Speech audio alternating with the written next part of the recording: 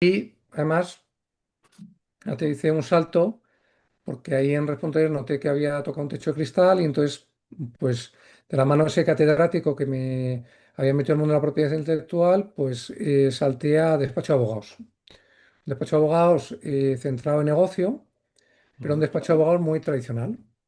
Y bueno, pues para mí era un salto atrás en el tiempo. Siempre recuerdo una conversación que tuve porque tenían allí una máquina de escribir electrónica.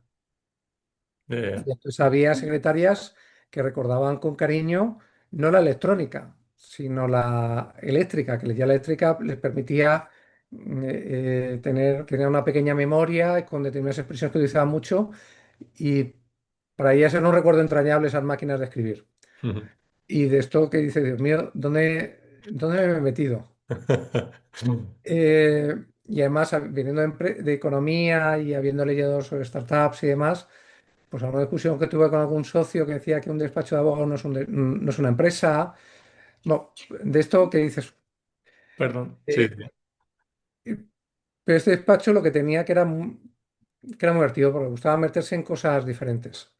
Y justo lo que estaba yo montando un departamento de propiedad intelectual, pues acabamos, pues estuvimos asesorando una temporada la Asociación de Creadores de Moda de España, entonces pues conocí el mundo de la moda, la pasarela Cibeles, los talleres Qué bueno. de determinados diseñadores, incluso montando un showroom en la segunda quincena de julio en Madrid, que en aquel momento, en la segunda quincena de julio no había nadie, y conseguimos montar un showroom para una diseñadora latinoamericana que venía, que quería empezar a hacer negocio en España, due diligence para empresas grandes, bueno, hicimos cosas muy divertidas. Ujú. Y esa parte del trabajo, la verdad es que la disfruté mucho. Y ahí también, como había ese salto y yo el mundo de la informática lo conocía, pues vi que estaban gastando mucho dinero, entonces también me metí a ayudarles con la parte de tecnología. Tecnología. Y entonces también ahí pues me metí al final a implantar un ERP. Fue mi primera experiencia de implantar un ERP. Todo en esa filosofía del salto entre el mundo del derecho y la tecnología. Ujú.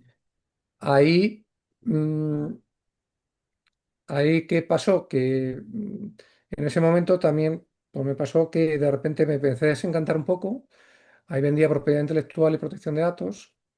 Lo que vi que la propiedad intelectual, los clientes no le daban la importancia que yo le daba, Ujú.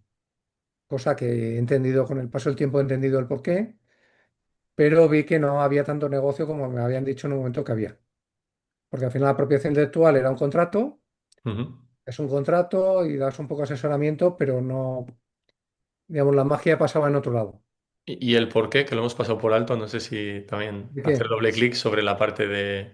No decías por qué no se le daba la importancia que tú... Ah, no, claro, porque al final es una cosa que haces en un momento puntual. O sea, preparar la propiedad intelectual Sí. es un contrato, Ajá. o es un diseño de lo que vas a hacer, pero no es estar en lo que hacer. Y yo estaba acostumbrado a estar dentro del proyecto. Dentro del proyecto. Y entonces yo eso echaba de menos.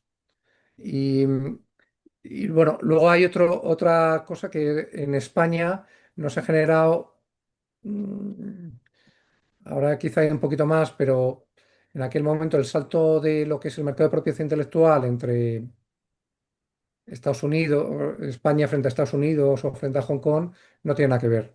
En Estados Unidos o en Asia, pues tú tienes patentes y puedes crear una empresa solo con patentes. Ujú. Sí, como un Son royalty em- al final sobre un activo que puedes ir, ¿no? Entiendo. Muy bien. y son empresas que van al banco, que le recibe, o sea, que el banco entiende que es un activo que puede hacer. Eso en Claro. España cuesta mucho. ¿Vale? Eso con el paso del tiempo lo he visto hacer pues, con películas grandes, pero no es algo que esté normalizado, ni existe ese valor. Pero desde el punto de vista de negocio, sí entendí que lo que yo quería de estar en el meollo y participar del proyecto, eso desde el rol de abogado era muy difícil. Y ahí pasó que un cliente del despacho invirtió en una startup. Y yo con otro compañero, pues nos metimos en la startup representando a este inversor. Y entonces ahí sí, de repente vimos que hacíamos eso y vimos que había un gap de personas con un gran background tecnológico y de capacidad de desarrollo de producto, pero que se estaban perdiendo cosas importantes para crear una empresa. Cosas más vinculadas a negocio, entiendo. Claro, al marketing, a la parte, claro, le damos una importancia a la gente que viene del mundo del derecho, la parte jurídica, Ujú. estructura, Sí, marca, entiendo. que, claro, con el tiempo ves que, bueno, por lo que prima es las ventas, pero nosotros le decíamos estar más cerca de las ventas que lo que ellos estaban, que estaban muchos, pues, gastándose dinerales tremendos en desarrollar tecnología sin ir al mercado. Casi de researchers, como hoy en día que se escucha que hay en startups, ¿no? Que están muy enfocadas y, bueno, en la parte que les gusta, entiendo, no tanto Eso. quizás en la parte de negocio. ¿Qué startup era, si no es demasiado preguntar? Ya, esta primera, la que estuvimos, se llamaba WearTech, Muerte. que era, la idea era muy chula y tenía un grupo muy potente detrás, porque era de trabajar en textiles inteligentes. Ujú, Y detrás había un equipo que tecnológicamente era excepcional. ¿Qué pasa? Que eligieron un producto que era una camiseta inteligente para medirte las pulsaciones, bueno, para acompañar a los runners. ujú, Em, que bueno, pues no se hizo un desarrollo de producto, pero se hizo el desarrollo de la tecnología. Y entonces, pues salimos a intentar venderlo cuando ya estaba hecha la camiseta. ujú. Y entonces, claro, pues te sientas, pues no termina de encajar con Sí, nadie. sí, ya lo entiendo. Al final la tecnología era donde se había invertido esfuerzo, pero luego el producto, pues el product market fit, esa fase tan crítica dentro de la startup, ¿no? De encontrar Claro, mercado con ese producto, pues no se consiguió. claro, habíamos gastado mucho.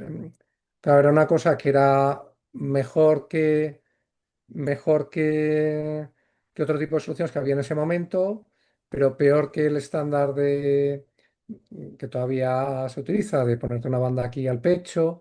Ujú, Y claro, la gente no lo entendía, porque era un concepto nuevo. Entonces, bueno, pues ahora con el tiempo he aprendido que, claro, que lo que había que haber hecho era gastar menos en tener una camiseta, que son unas camisetas espectaculares, pero claro, era primero haber gastado ese dinero, pues ver en quién es el que te iba a comprar. ujú. Sí, sí. Em, pero a Luz y a mí, pues aquella startup nos dio con el puente de decir, oye, pues aquí hay un caldo de cultivo de startups que necesitan este tipo de apoyo que estamos dando. Ujú. Y entonces de la mano llegamos a un acuerdo con el despacho y dimos un salto fuera del despacho para centrarnos en echar una mano a startups. Erais una especie de consultores, entiendo, algún tipo de Sí. consultoría que emprendisteis en ese momento. Emprendimos en ese momento, los dos nos pusimos en el embrión de lo que es ahora Human and Brave.